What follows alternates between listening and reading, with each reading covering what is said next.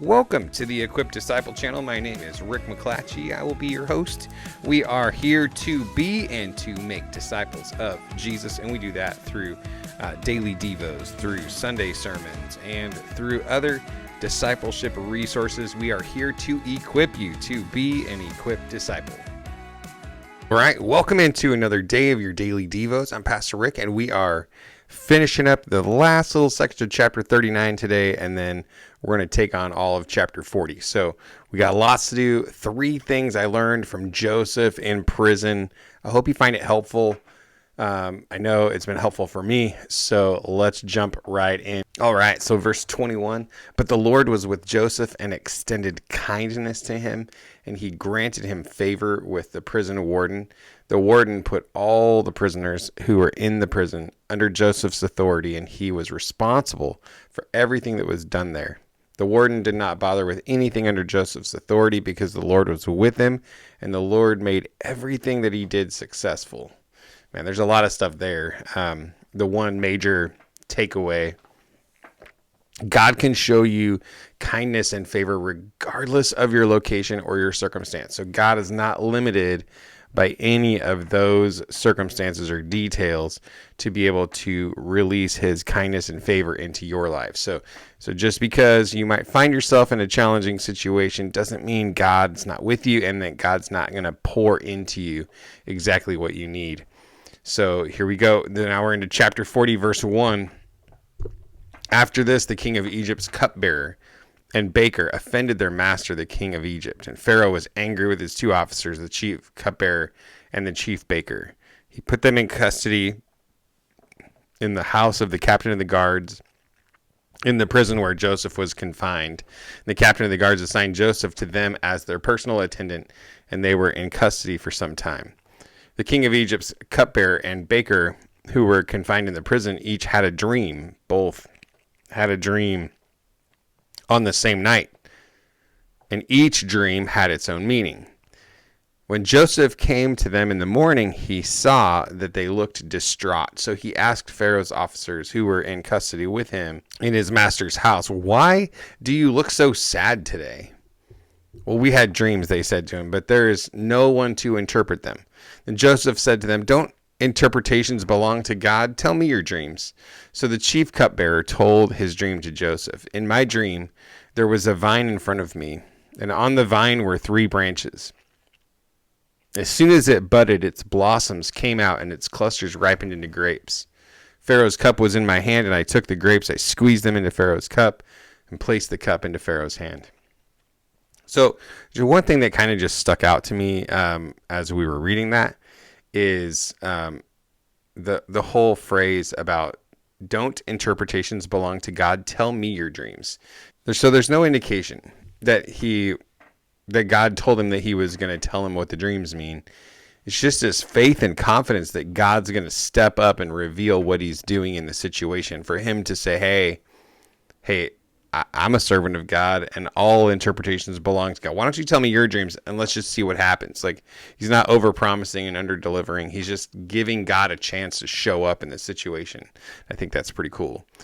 So line number 2 is staying aware of other people's situations and struggles is so critical, even to your own rescue. Even in the midst of everything Joseph was going through. What are you talking about, Rick? Well, I'm glad you asked. So when Joseph came to them in the morning, he saw that they looked distraught, and he said, "Why do you look so sad today?"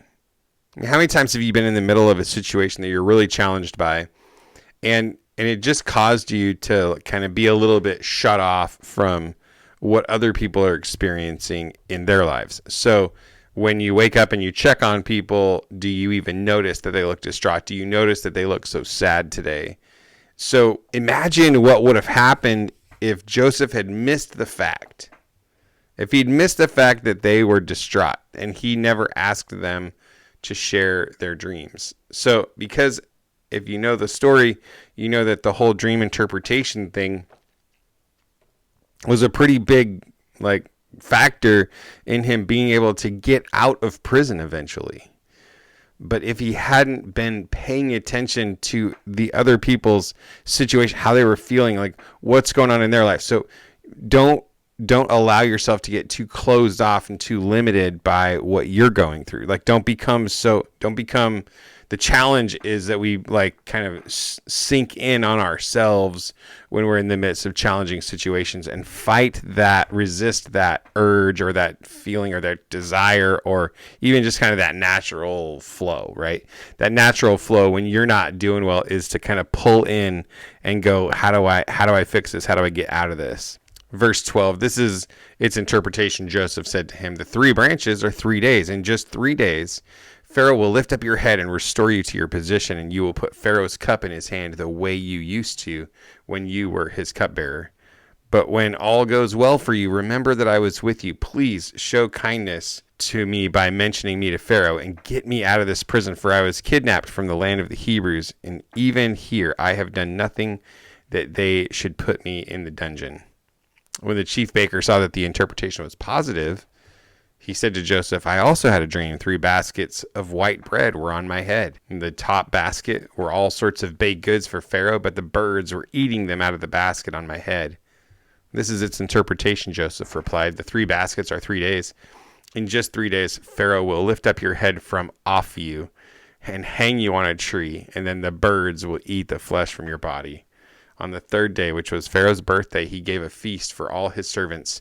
He elevated the chief cupbearer and chief baker among his servants. Pharaoh restored the chief cupbearer to his position as cupbearer, and he placed the cup in Pharaoh's hand. But Pharaoh hanged the chief baker, just as Joseph had explained to them. Yet the chief cupbearer did not remember Joseph. He forgot him. So kind of the last point, is often God's plan takes longer than you expect or desire or hope it will. So have patience and stay in the plan. Stay in the plan. Like we've seen examples already throughout Genesis of when people get frustrated and they get impatient on the plan of God, they end up making decisions that compromise where they're going. So that is the 3 things that I just wanted you to kind of pull out of this today. God can show you kindness and favor regardless of your location or circumstance. Staying aware of other people's situations and struggles is so critical, even to your own rescue, even to your own, fixing of the problem. And often God's plans take longer than you expect or desire or hope it will. So with that, a big hearty God bless you. Have a great day, and I will see you tomorrow.